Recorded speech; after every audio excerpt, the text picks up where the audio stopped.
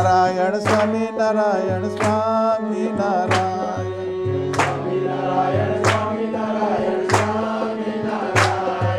સ્વામી નારાયણ સ્વામી નારાયણ સ્વામી નારાયણ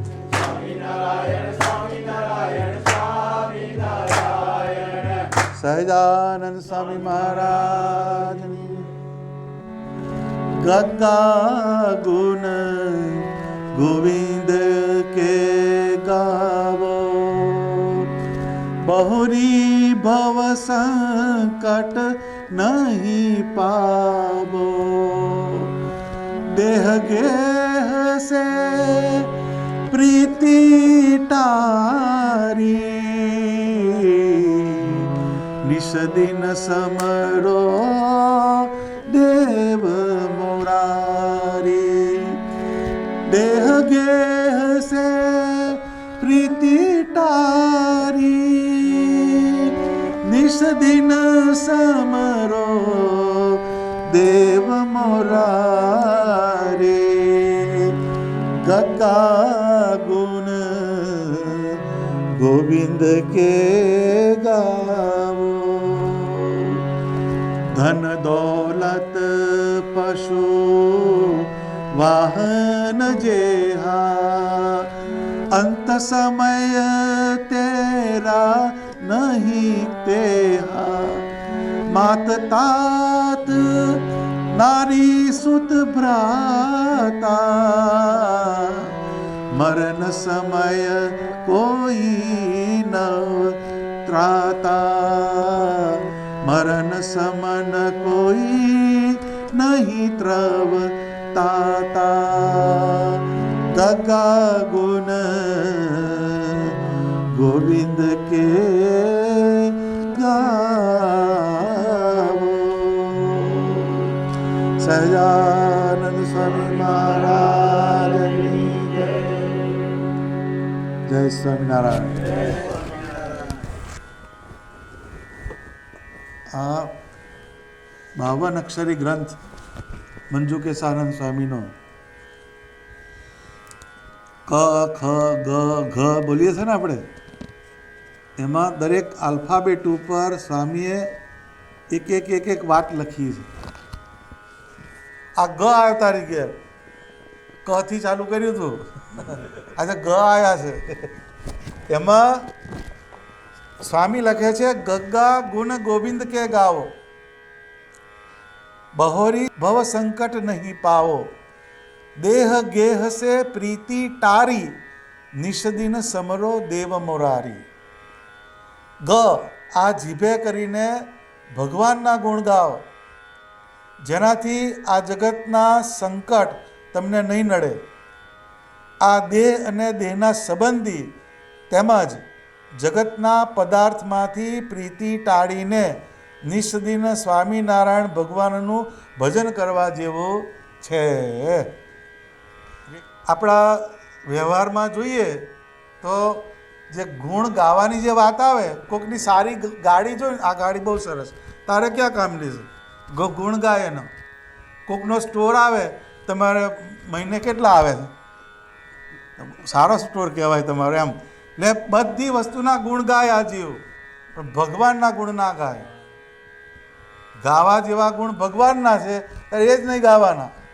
એ જે માથામાં મારી જાય, જે તમને અંત સમય હલવાવે, એના આપણે ગુણ કહીએ. પણ જે ભગવાનના ગુણ એ બહુ દુર્લભમાં દુર્લભ. તો જેણે ભગવાનના ગુણ ગાયા એના ગુણ બધા લોકો ગાય છે. ત્યારે મુક્તાનંદ સ્વામીની આરતી તમારે બોલવી જ પડે. એને જય સદગુરુ સ્વામી જે લખ્યું એ ભગવાનના ગુણ લખ્યા, એને ભગવાનનો મહિમા લખ્યો. એટલે મુક્તાનંદ સ્વામીની આરતી ઘેરે ઘેર ગવાય. તમે કોઈ પણ દુનિયાના છેડે જાઓ તો દરેક સત્સંગીના ઘેર કોની આરતી ગવાય? મુક્તાનંદ સ્વામીની. એ મોટી વાત છે. કેમ? તો કે એણે ભગવાનના ગુણ ગાયા. હવે એ ગુણ પાસે એમને એમ નથી ગાયા એણે. મુક્તાનંદ સ્વામી જે હતા એ સ્વામિનારાયણ ભગવાન જ્યારે લોજમાં આવ્યા ત્યારે લોજ આશ્રમમાં ભગવાન રહ્યા, તો મુક્તાનંદ સ્વામીની અંડરમાં 9 મહિના રહ્યા શ્રીજી મહારાજ. એ મુક્તાનંદ સ્વામી જેમ તેમ નહીં, પણ સ્વામિનારાયણ ભગવાને સમાધિ પ્રકરણ ચાલુ કર્યું માંગરોળમાં. એટલે જેની સામે જોવે એને સમાધિ થઈ જાય. એમની ચાકડી ચટ ચટ ચટ ચાલતી હોય એનો અવાજ સાંભળે એને સમાધિ થઈ જાય. હવે આ સમાધિ થાય, હવે એને તો આ તો શાસ્ત્રના જ્ઞાતા કહેવાય. યમ, નિયમ, આસન, પ્રાણાયામ, પ્રત્યાહાર, ધારણા, ધ્યાન અને સમાધિ. 8મા સ્ટેજે સમાધિ આવે. આ તો ચટ ચટ ચટ અવાજ સાંભળે સમાધિમાં જતો રહે. ભગવાનની દ્રષ્ટિ પડે ને સમાધિ થાય. આ એને બેઠું નહીં, કારણ કે જાણે છે કે આટલી પ્રોસેસમાંથી પસાર થાય તો મેળ પડે. આપણે તમે કોઈ કે એમ કહે કે 8 વર્ષમાં ગ્રેજ્યુએટ થઈ ગયો, સાંભળો તમે, એટલે આ ગાડો થયો જો 8 વર્ષમાં ગ્રેજ્યુએટ થતો હોય, કેટલું ભણે ત્યાર પછી ગ્રેજ્યુએટ થાય. એમ આ સમાધિ એમણે કીધું. એટલે ભુજમાં હતા મુક્તાનંદ સ્વામી અને એમણે કાગળ લખ્યો, મહારાજે દિયોને પાખંડ મેલી, સત્સંગમાં ન થાવું ફેલી. જો એટલે એમ કે આ પાખંડ કહેવાય, આપણને પોસાય નહીં. આ સત્સંગમાં ફેલ નહીં કરવાના કહે છે. કોણ કહે છે? મુક્તાનંદ સ્વામી. પછી સ્વામી આવ્યા અને બધી વાત કરી કે સ્વામી હા હું નથી કરાવતો, આ તો સ્વામિનારાયણ નામ કરાવે છે. કોણ કહે છે? શ્રીજી મહારાજ. એ બધું સોલ્યુશન એ રીતે કરવું પડે. પછી હવે એને પાટો બેસાડવો કેમનો? તો સ્વામીને જે એમનો શિષ્ય હતો એની સાથે બહુ આત્મીયતા હતી. એક શિષ્ય એમનો હતો, એને ભગવાને સમાધિમાં મોકલ્યો કે જા સમાધિમાં જા. પછી સમાધિમાં ગયા તો એને રામાનંદ સ્વામીના દર્શન થયા સમાધિની અંદર. અને પછી રામાનંદ સ્વામીને પેલો પગે લાગ્યો તો કે તું અહીં કેમ આવ્યો કહે છે, નીચે જા કહે છે. એ મોક્ષના કરનારા સહજાનંદ સ્વામી છે જોઈએ. એટલે પાછો પેલો આવ્યો સમાધિમાંથી પાછો અને એને બધો રિપોર્ટ કર્યો તો કે રામાનંદ સ્વામીએ ગુરુએ મને આ વસ્તુની વાત કરી કે ખરા ખેલના કરનારા સહજાનંદ સ્વામી છે, કલ્યાણ એના હાથમાં છે. એટલે પાછો આવ્યો. એ પછી મુક્તાનંદ સ્વામીને થયું કે સારું આ વાતમાં કંઈક છે વાતમાં. પછી ભગવાને મુક્તાનંદ સ્વામીને કહ્યું કે તમે જેને સમાધિ કરાવશો એને થશે કે લ્યો. આટલે સુધી એક્સટેન્શન કર્યું શ્રીજી મહારાજે. પછી ગુણ ગાયા એ પુરુષોત્તમ પ્રગટનું, જે દર્શન કરશે કાળ કર્મથી છૂટી કુટુંબ સહિત તરશે. આમ લખ્યું. તમે એ આરતીને તમે વાંચો તો એની અંદર બધું તત્વ એની અંદર આવી ગયું. લખ્યું કારે કે ભગવાનના ગુણ એને જ્યારે જોયા અનુભવ્યા ત્યાર પછી એને સ્વામિનારાયણ ભગવાન સિવાય કોઈ ગુણ ગાયા નહીં. હવે અધિક પ્યારે મોહે પ્રગટ સહજાનંદ, એહી બિના અધક્ષણ કલ ન પરત હૈ, જ્યું ચકોર ગતિ ચંદ, ચિત્ત કે ચોર મોહે જાદુ કીનો, દારી ગયો બ્રહ્મ ફંદ. એ સહજાનંદ જો એને જ્યારે સમજાયા એને ગુણ જે ગાયા મુક્તાનંદ સ્વામી, એ મુક્તાનંદ સ્વામીના તમે ગ્રંથ વાંચો તો ખબર પડે. એને 64 વિષય ઉપર એને ગ્રંથ લખ્યો. એ જે ગ્રંથ લખ્યો એના અંદર બધા એના વિવેક ચિંતામણી કહેવામાં આવે છે. એ વિવેક ચિંતામણી ગ્રંથ લખ્યો. એમાં 64 વિષય એના પર સ્વામીએ બધું ડિસ્ક્રિપ્શન કર્યું. એટલે એ કહે છે ગગ્ગા ગુણ ગોવિંદ કે ગાઓ. હવે આપણે આપણા લિસ્ટમાં ભજન ખરું પણ ગુણ ગાવાના નહીં. મેં ના કીધું ગુણ ગાવાના. પેલો છોકરો મારી ધ્યાનમાં છે બહુ સારો છે કે તમારે વિચારો જ કહેજો પછી જે થાય એ ખરી, પણ ગાય ખરો ગુણ. ગુણ ખાવા આ કૂતરું સરસ છે એના ગુણ ગાય, આ પેલું સરસ છે એના ગુણ ગાય. જે નાશવંત વસ્તુ હોય એના આપણે ગુણ ગાઈએ, પણ જે શાશ્વત હોય, નિત્ય હોય, સુખરૂપ હોય, કલ્યાણકારી હોય એના ગુણ ગાવાની વાત કહે છે. ગગ્ગા ગુણ ગોવિંદ કે ગાઓ. હવે આપણી જે રોજની પ્રેક્ટિસ ભજનની એમાં સ્વામિનારાયણ સ્વામિનારાયણ સ્વામિનારાયણ સ્વામિનારાયણ એ બધું આવે, પણ ભગવાનના ગુણ કેટલા એ વસ્તુ ના આવે, ગુણ ના આવે. તો એ ગુણ ગાવાની વાત કરે છે. આજે આપણે ગુણ ગાવાની વાત કરવાની છે. તને કંઈક બેહાડીને જવું પડે ને આવે એટલે ભગવાનના ગુણ એ ગાવાની વાત છે. હવે ભગવાનના ગુણ ગયા. પતિત પાવન સ્વામિનારાયણ, પતિતને પાવન કરે એ સ્વામિનારાયણ ભગવાન. પતિત જે પડી ગયેલા હોય, જેનો કોઈ અડકે નહીં, એને પાવન બનાવે એ સ્વામિનારાયણ ભગવાન. પતિત પાવન સ્વામિનારાયણ, પતિત પાવન સ્વામિનારાયણ. હવે એમાં એમ કે નરે બાર પતિત છે એવું નહીં, આપણું અંતઃકરણ પણ પતિત થાય. આપણે ભગવાનનું વચન લોપડીએ એટલે આપણે પતિત. આપણે પતિત થતા વાર ના લાગે. પતિત એટલે પડી જાય. કોઈ પણ એક એક્સિસ હોય એની કોમન, એના પરથી જે પડે એને પતિત કહેવાય. એમ આપણે ભગવાનનું વચન એ લોપાય એટલે આપણે પતિતની કેટેગરીમાં આવીએ. હે ભગવાન, હું પતિત છું, તમે પતિતને પાવન કરનારા છો. આમ કરીને આ ગુણ ગાવાના ભગવાનના. કેટલા ગુણ છે બતાવું છું. ગુણનું લિસ્ટ ચાલુ આજે મેનું. આટલા ગુણ ભગવાનના. એ ગાઈને સ્વામિનારાયણ બોલવાનું. પતિત પાવન સ્વામિનારાયણ, પતિત પાવન સ્વામિનારાયણ. પછી અધમ ઉદાહરણ, કરુણા સાગર, ભવ દુઃખ હારી સ્વામિનારાયણ. અધમ ઉદાહરણ, અધમ જીવ એનો ઉદ્ધાર કર્યો.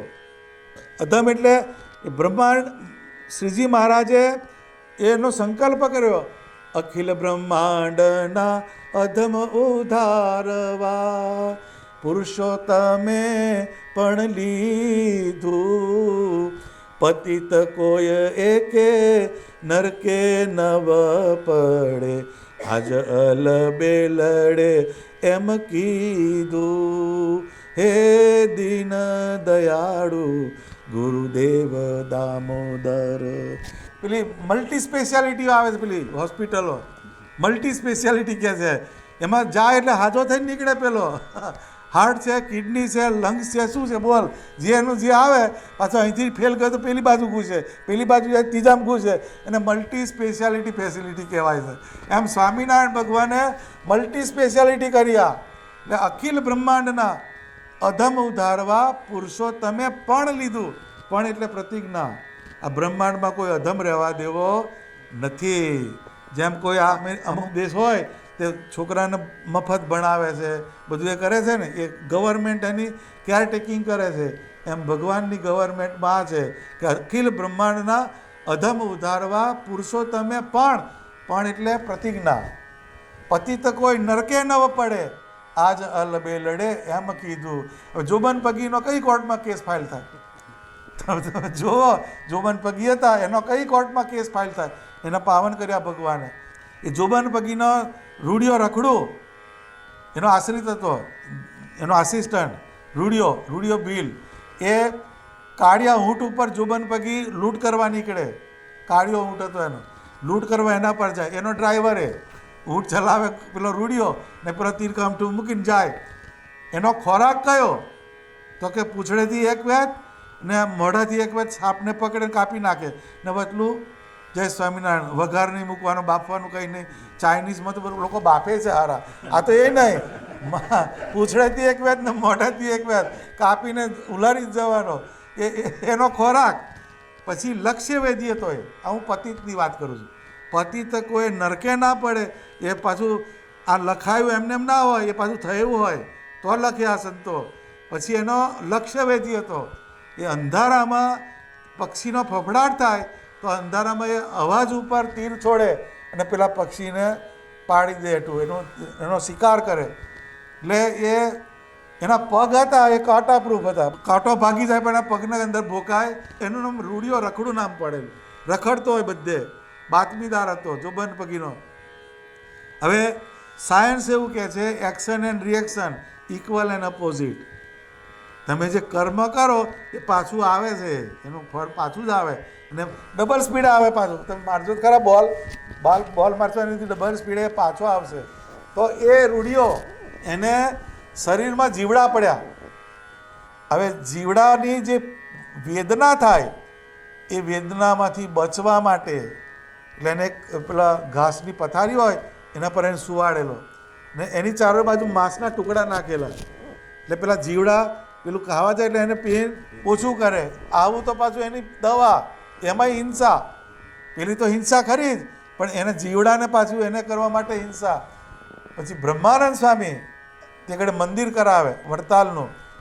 તો એ પેલો જોબન પગી કહે છે સ્વામી મારે કંઈક બહુ દુઃખ છે. કહે છે કે શું દુઃખ છે? તો કે મારો સાગરીત રૂડિયો એને કે શરીરે જીવડા પડ્યા છે, એનું કંઈક સારું થાય એવું કરો.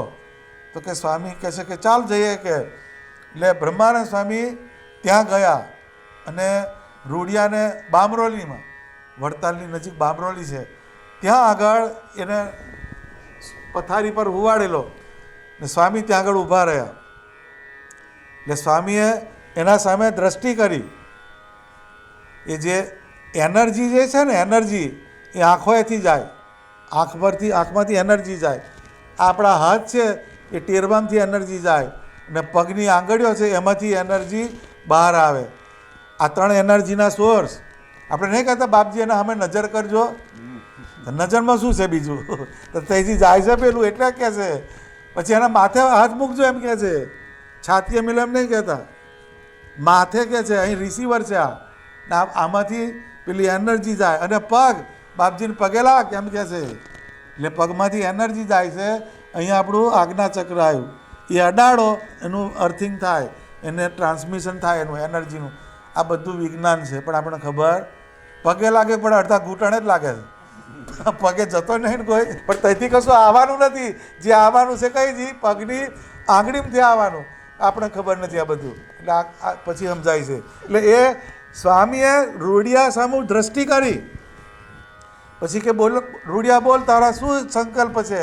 કે સ્વામી કે મેં બહુ પાપ કર્યા છે, આ ભવમાં મારાથી છૂટા એવું નથી, પણ રેમ નજર કરો તો સારું. સ્વામિનારાયણ ભગવાનના બ્રહ્માનંદ સ્વામીએ એને વર્તમાન ધરાય રૂડિયાને. કાલ કર્મ માયા યમદૂત ભયાદહમ, હે સ્વામિનારાયણ ભગવાન, આ જીવને તમારા શરણે મૂકું છું એમ કરીને એને વર્તમાન ધરાયા. પછી એની થોડી દવા ચાલુ થઈ અને પછી એ રૂડિયો ધીરે ધીરે મજબૂત બાંધાનો થયો. પછી એ રૂડિયો કદાવર હતો પાછો, અને એને ગાવાનું બહુ સરસ આવડે.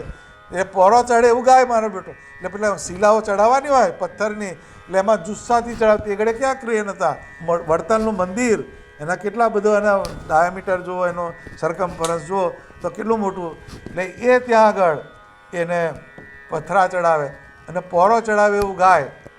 પછી એ શરીર જે છે એનું એમાં જોડ્યું કયા સેવાની અંદર, પણ એનું અંતઃકરણ તો પાછું અંદર બગડેલું છે. બધા સંતો જે જમે એની જે પ્રસાદી એ બ્રહ્માનંદ સ્વામી રૂડિયાને મોકલાવે. એનું અંતઃકરણ શુદ્ધ કર્યું. પછી ધીરે ધીરે એને ભગત બનાવ્યો. એટલે પછી મહારાજ વડતાલનું મંદિર જોવા આવ્યા. તો એ વખતે રૂડિયાને જોયું કે આ કોણ છે, કે છે બધી મદદ કરાવતો હતો. બ્રહ્માનંદ સ્વામી કહે છે કે આ જોબન પગીનો આ સાગરીત છે મહારાજ, પણ એને બધા બહુ પાપ કર્મ એના આડા આવેલા, પણ તમારા વર્તમાન ધરાયા. આ સેવાની અંદર એ જોતરાયા, મોટી મોટી શિલાઓ એણે ઉપર ચડાવી. ને ભગવાન સ્વામિનારાયણ રાજી થયા કે રૂડિયા, તો કે હા મહારાજ, આ તારો છેલ્લો જન્મ જોઈએ, પતી ગયું. એ પતિત અધમ ઉદાહરણ કરુણા સાગર. કરુણા કરે ભગવાન, એ કરુણા કરે તો જ એનું આગળ ચાલે. ભવ દુઃખ હારી, એ ભવ દુઃખ ને જન્મ અને મરણનું દુઃખ છે પાછું, એમને હેલું નથી. મરવાનું દુઃખ છે ને જન્મવાનું દુઃખ છે. જન્મે લોચો છે ને મરે જન્મના પહેલાં દુઃખ છે, 9 મહિના પહેલાં. 9 મહિનાની જેલ જ છે. એનો જો આપણે વિચાર કરીએ તો હવે ફરી બાપા આમાં આવું નથી એમ કહે પેલો. ને દુઃખ મરવાનું, એ મૃત્યુ સમયનો પણ કાળ એવો કપરો છે. એટલે જન્મ મરણનું ભવ દુઃખ હારી. ગરીબ નિવાજ સુખ સાગર હરી. જોઈએ ગરીબ નિવાજ, 2 જાતના ગરીબ હોય.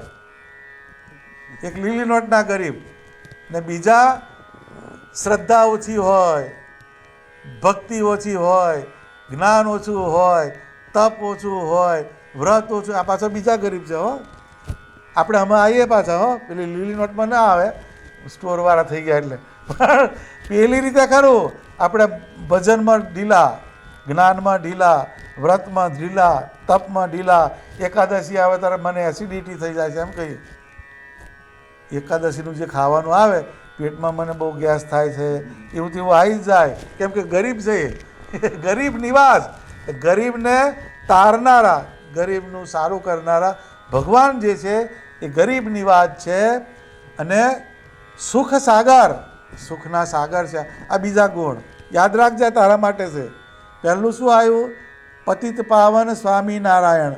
અધમ ઉદાહરણ કરુણા સાગર. આ બે અધમ ને કરુણાની વાત સમજાય તને. કરુણા સાગર ભવ દુઃખ હારી, એ દુઃખને હરનારા. ગરીબ નિવાજ સુખ સાગર સ્વામિનારાયણ. આ સુખ સાગરમાં આપણે ખબર ના પડે, સુખના સાગર. પણ તમે ઓરડાના પદ બોલો તો તમને સુખ થાય છે નહીં અત્યારે, પણ એનો ઓરડાના પદ બોલો તમને અંદરથી સારું લાગે, વંદુના પદ બોલો તો અંદરથી સારું લાગે, એની ધૂન બોલો તો તમને બીજા સુખ સાગર આપણે શોધવા નહીં જવાના, આટલું કરો તો તમને અંદરથી સુખ થાય, એટલે એને સુખ સાગર કહેવાય. ભવ ભય હારી સબ અવતારી જોઈ, ભવ ભય હારી એટલે જન્મ મરણના ભયને હરનારા, ને સબ અવતારી એ બધા અવતારને ધારણ કરનારા એ સ્વામિનારાયણ ભગવાન છે. રાજીવ લોચન મદન મદ હારી એટલે આ રાજીવ લોચન, રાજીવ એટલે કમળ, કમળના જેવી આંખો, સ્વામિનારાયણ ભગવાનની આંખો કમળ જેવી આંખ. મદન મદ હારી કામનો મદ હરનારા એવા સ્વામિનારાયણ ભગવાન છે. હે રાજીવ લોચન, હે મદન મદ હારી, મારી રક્ષા કરજો. આ ગુણ ગાવાના. રાજીવ લોચન મદન મદ હારી સ્વામિનારાયણ. કર્મ પાસ હારી ગર્વ ગંજન હારી. જો કર્મ પાસ, કર્મ એટલે આપણે જે કર્મ કરીએ એનો પાસ, એનું બંધન થાય. કર્મ કરો એટલે બંધન થાય. તમે કોકની ઘેર ચા પી આવ્યા, એ જ્યારે આવે ત્યારે તમારે પાવી પડે ને પાવી, એ કર્મ થઈ ગયું. કર્મ કરો એટલે બંધન થાય. ખ્યાલ આવી ગયો? કર્મ કર્યો એટલે તમારે બંધન થવાનું ને થવાનું. પણ એના પાસમાંથી છોડાવનાર કોણ? તો કે સ્વામિનારાયણ ભગવાન. કર્મ પાસ નાનાવિધ બાંધે જીવ અનંત, મુક્તિ કારણ તુમ હી હો સહજાનંદ ભગવાન. કર્મ એટલે કેટલા બધા કર્મ કર્યા જીવ, એ કર્મના પાસમાંથી છોડાવનારા સ્વામિનારાયણ ભગવાન. આ રૂડિયાના કર્મ કેવા હતા? હાપને ના છોડે મારા બેઠતા તો બીજું કેમ ન છોડતો હશે? એ કર્મ એના કેટલા ડેન્જર, એમાંથી એને છોડાયો. એ પાસ, એનો પાસ લાગે. કર્મ પાસ હારી ગર્વ ગંજન હારી. કોઈ ગર્વ કરતો હોય એના ગંજન કરનારા પરમાત્મા છે. જેમ ઇન્દ્ર રાજાએ ગર્વ કર્યો તો વરસાદ વરસાયો, ભગવાને તટલી આંગળીએ ગોવર્ધન ઊંચો કર્યો, લે તારે તું. ગર્વને ગંજન કરનારા એ સ્વામિનારાયણ ભગવાન છે. એટલે ક્યારે પણ આપણને ગર્વ થાય, કશાનો કોલર ઊંચો થઈ જાય, આપણા વગર થાય નહીં, આપણે આમ કરી નાખીએ, એવું થાય તો સમજવાનું, શાંતિ રાખ. ગર્વ ગંજન સ્વામિનારાયણ ભગવાન છે. હમણાં એક ટાંકણી મારશે ને ટાયરમાંથી બધી હવા નીકળી જશે. ભગવાન ગર્વ ગંજન છે. અભય પદ દાતા, અભય એટલે અભય પદ કયું? કે જ્યાં કોઈ ભય ના હોય એ પદને આપનારા સ્વામિનારાયણ બધા ભય જ છે ને. તારે રોડ પર નીકળો એટલે આમાં જ કરવું પડે બધાએ, ગાડી અથડાશે નહીં ને. અહીંથી બહાર નીકળો એટલે એમ જ છે ભાઈ. એ અભય કરનારા એક સ્વામિનારાયણ. આ બ્રહ્માંડ આખું છે એ ભયથી ભરેલું છે, દુઃખથી ભરેલું છે, એમાંથી છોડાવનાર એક સ્વામિનારાયણ ભગવાન છે. એનો આપણે એના ગુણ ગાવાના. બુદ્ધિદાતા, બુદ્ધિના આપનારા સ્વામિનારાયણ ભગવાન છે. આ ગુણનું લિસ્ટ આલ્યું લે ભાઈ, આ તો ઘણું બધું છે, એમાં થોડું કાઢ્યું. આપણે આટલા બહુ આટલું નહીં યાદ રહે. શું બોલીને ગયા ભાઈ કોને ખબર છે, ફરી વિડીયો જોઈ લઈશું એમ કહેશે. પણ આ યાદ રાખજે, આપણે ભગવાનની મૂર્તિ આગળ પતિત પાવન સ્વામિનારાયણ, અધમ ઉદાહરણ સ્વામિનારાયણ, કરુણા સાગર સ્વામિનારાયણ, ભવ દુઃખ હારી સ્વામિનારાયણ, ગરીબ નિવાજ સ્વામિનારાયણ, સુખ સાગર હરિ સ્વામિનારાયણ, ભવ ભય હારી સ્વામિનારાયણ, સબ અવતારી સ્વામિનારાયણ, રાજીવ લોચન સ્વામિનારાયણ, મદન મદ હારી સ્વામિનારાયણ, કર્મ પાશ હારી સ્વામિનારાયણ, ગર્વ ગંજન હારી સ્વામિનારાયણ, અભયપદ દાતા સ્વામિનારાયણ, બુદ્ધિદાતા સ્વામિનારાયણ. 10 ને 3 13 ને 14 ગુણ છે. 14 ગુણનું આ લિસ્ટ છે. યાદ રાખજો. આ તારા કામની વાત આ છે તો જ ભગવાન આપે ને. હવાર ફેક્સ આવ્યો આ અને ઘેર જવાનું તો આપણે તો બ્લેન્ક સ્લેટ કહેવાય. એને થઈ જઈને આપણે શું કહેવાનું? એ ભગવાન મોકલે, એ ભગવાનનું મોકલેલું આ છે. આ આપણે પહેલું પકડવાનું. ભગવાનની મૂર્તિ આગળ આટલા ગુણ ગાવાના. લખી લેજે. એ લખીને એટલું બોલવાનું ને પછી બહાર નીકળવાનું. આપણે જ્યારે આટલું કરીએ ને એટલે આપણી એટલી પ્યોરિટી થાય, આપણા કોન્શિયસમાં એટલો ફેર પડે. એ લાગે એવું. એ સ્તુતિ નહીં તો લખે નહીં સંતો. એના કીર્તનોમાં, સ્તુતિઓમાં આ બધી વસ્તુ સંતોએ લખેલી છે. પછી શું કહે છે? દેહ ગેહસે પ્રીતિ ટારી, નિષદીન સમરો દેવ મોરારી. એટલે આપણી પ્રીતિ ક્યાં છે? તો એક દેહમાં. અને ગેહ દેહની સાથે જેટલા પદાર્થ રિલેટેડ છે એ બેની સાથે આપણી પ્રીતિ. હવે આપણે રોપીને બેઠા એ ખોદવાની હું વાત કરું, કેમનું મેળ પડે? હે એમ કહે છે. પણ એ કરે છૂટકો છે પાછો. તમે દેહથી જન્મ્યા, દેહમાં જન્મ્યા, બરાબર? એને લાલન પાલન કરીને રોજ જે એને શેમ્પૂ કરાવો, અત્તર 4-5 જાતના છાંટો, પછી ટાઈમે ટાઈમે એને ક્રીમ લગાવો, એ બધું ઘણું બધું કરે છે. આ બધું દેહનું લાલન પાલન કરે, પણ એ દેહ દગો દઈ જાય તમને. દેહ દગો દે. કોરોનામાં બધાને ખબર પાડી દીધી. કોરોના આવ્યું તારે મારા બેટા અડધા ભગવાન બાજુ વળ્યા છે, તારે પહેલાં બધા ટાઈટ થઈને ફરતા. દેહ જે છે એને તમે ગમે એટલું સાચવો તો તમારું ના થાય. ને પાછું એને છોડવાનું તો ખરું જ. એને તમે ભણાવ્યું ગણાવ્યું, બેરિસ્ટર બનાવ્યું, કોકે લોયર બનાવ્યો, કોકે ફાઇનાન્સનો મિનિસ્ટર બનાવ્યો, પણ છોડવું પડે બધાને. હવે એ આ દેહ આપણને આપ્યું એ છે ભાડાનું મકાન. કોકના ઘેર ભાડાનું મકાનમાં તમે રહો ને એમાં ગ્રેનાઇટ મારો તો હારા ખસી ગઈ છે નહીં કે છે, એમ ક્યાંક નહીં. એટલે ભાડાના ઘરમાં આવું કરાતું હોય કેમ? એ છોડવાનું છે. એટલે એને પેલી ખબર છે કે અહીં પેઇન્ટ કરાવવાનો હોય તો કરાવશે માલિક. આપણે કરાવો, થોડા સ્કેચ હોય તોય ચલવી લે. કેમ કે ભાડાનું મકાન છે, એમાં શરીર જે છે આપણું એ ભાડાનું મકાન છે. ભાડાનું કહેતા એ ભગવાને લીઝ ઉપર આપ્યું.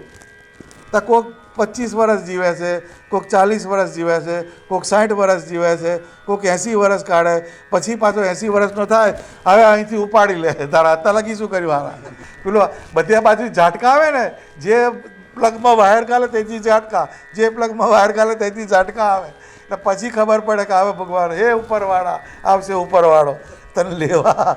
એટલે એમાંથી કાઢવાની વાત કરે છે. જેમાં તમે આસક્તિ જોડી એમાંથી તમે એમ કહો હે ભગવાન હવે લઈ લે તો સારું, હવે લઈ લે તો સારું, હવે નથી રહેવાતું. આ બધા કહે છે. એ કારણ કયું છે કે દેહમાંથી પ્રીતિ ટાળવી પડે ને ટાળવી પડે. દેહ અને ગેહ શરીરની સાથે જેટલા તત્વો જોડાયેલા હોય એમાંથી પ્રીતિ તમે તોડો તો જ ભગવાન પાછું જવાય છે. જવા જ કહી દે છે. અને આ તો રોજે ભજન કરે એટલો સારો આ બીમાર, પણ અને સેટ કરું, અને સેટ કરું, એને સેટ કરું, એનું તેનું અપસેટ થઈ જાય. એ ગેહ છે. ગેહ દેહની સાથે જે જોડાયેલા હોય એ સારી વસ્તુ છે, પણ સરવાળે ભજન કરતા રહેવું પડે. એ ભજન કરે એટલું સારું. રોજની એની માળા કરે. મેં આપી છે, બહુ એક્ઝેક્ટ આવે જઈશ તાર ખબર પડશે, પણ એ ચાલુમાં ભજન કરવું પડે. એટલે દેહ અને ગેહ એટલે દેહની સાથેના જે તત્વો હોય એની સાથે આપણને પ્રીતિ થઈ જ જાય અને એ તમને ભગવાન બાજુ ના જવા દે. એટલે દેહ ગેહ હશે પ્રીતિ ટારી. હવે છોકરી હોય, છોકરી એને મા બાપે જન્મ આપ્યો, બરાબર? પછી એને મોટી કરી, એને ભણાવી, ડોમમાં લઈ ગયા, ત્યાં પાછા ડોલર નાખ્યા, બધું કરે છે ને, ખાસા કરે છે. હવે એટલી બધી એની કેર ટેકિંગ કરી, પણ જેવી પરણે એટલે એના બાપાને ઘેરથી ઉઠાવે બધું. પપ્પા આ વખતે આ જોઈશે, પપ્પા આ વખતે આ જોઈશે, ફરમાઈશ ચાલુ જ હોય.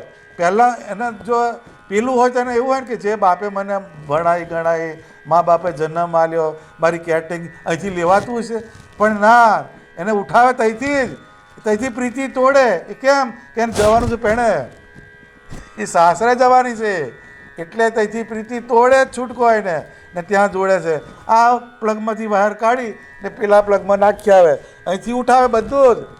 મારો પોઈન્ટ ક્યાં છે? સંસારનો તમે દાખલો જુઓ તો જ્યાં મા બાપે જન્મ આપ્યો એના પ્રીતિ તો ખરી જ નહીં, પણ ત્યાંથી ઉખેડે છે. કેમ કે એને સેટ થવાનું છે સાસરાની અંદર. એમ આ જગત જે છે આપણું પિયર છે. આ જગત જે છે આપણું પિયર છે ને અક્ષરધામ આપણું સાસરું છે. અક્ષરધામ સાસરું છે. જેમ છોકરી પિયર છોડીને સાસરે જાય છે તો ત્યાંથી એના પોતાના કહેવાય, ત્યાંથી ગોદા મારીને ઉઠાવે છે, પેલાના ઘેર લઈ જાય છે. કેમ કે એને સેટલ થવાનું ત્યાં છે. એટલે નરસિંહ મહેતાએ એનું કવિ જ જોડ્યું, બાળા વરની પાલખી, બાળા વરની પાલખી, ચાર ખૂણે નારિયેલ બંધાય, વાળા વરની પાલખી, સ્મશાન એનું સાસરું, ચિતા સાથે એના લગ્ન થાય, બાળા વરની પાલખી. જુઓ એને રૂપક કર્યું કે આ જે જીવન જે છે, ચાર ખૂણે નારિયેલ બંધાય, ચોરી હોય છે ને, ચાર થંભ હોય છે ચોરીના, એ ચાર ખૂણે નારિયેલ બાંધ્યા કે છે. સ્મશાન એનું સાસરું. હવે પરમેનન્ટ થઈ રહેજો. પેલા ઉઠાવે છે ને બધાને, મારે તાર કઈ જાય છે 4x6 ફ્યુનરલમાં લઈ જાય છે. એ પાછો મંગળવારનો મરી ગયો તો રવિવાર સુધી રાખી મેલે છે કે હમણાં ઊભો રહે, અમારે જોબ પર જવાનું છે. પછી રવિવારે ઉઠાવે બધાએ. પણ ઉઠાવે એ બધા પ્રીતિવાળા છે કે નહીં, પણ કોઈ બીજે દાડે બાળવા નહીં જતો. એ રવિવારે જ રાખે બધું, હમણાં અમને કમાઈ લેવા દે $. તું તો નવરો ગયો હોય, હવે તારું અમારે કામ નથી, રવિવારે બાળીશું, ઠેકાણ પાડીશું. પછી થોડું પતી જાય એટલે થોડુંક રહેલું હોય એ ઇન્ડિયા આવે પાછો લઈને નાખવા. વસ્તુ કઈ, ચિતા સાથે એના લગ્ન થાય, બાળા વરની પાલખી, સ્મશાન એનું સાસરું, ચિતા સાથે એનું લગ્ન. એટલે સ્મશાન જે છે હવે અહીં રહેજો. આપણે શાંતિથી અત્યાર લગી બહુ બધો ધંધો બંધો કર્યો, હવે તમે રિટાયર થાવ એમ કરીને બધા મૂકવા આવે છે. તો એ દેહ ગેહ સે પ્રીતિ ટાળી, નિસદિન સમરો દેવ મોરારી. નિસ એટલે રાત, દિન એટલે દિવસ, રાત અને દિવસ ભગવાનનું ભજન કરો. કોણ કહે છે? મંજુ કેશાનંદ સ્વામી. આ એક વાત કહે છે, બહુ સમજવા જેવી છે. પહેલાં ગગ્ગા ગુણ ગોવિંદ કે ગાવો.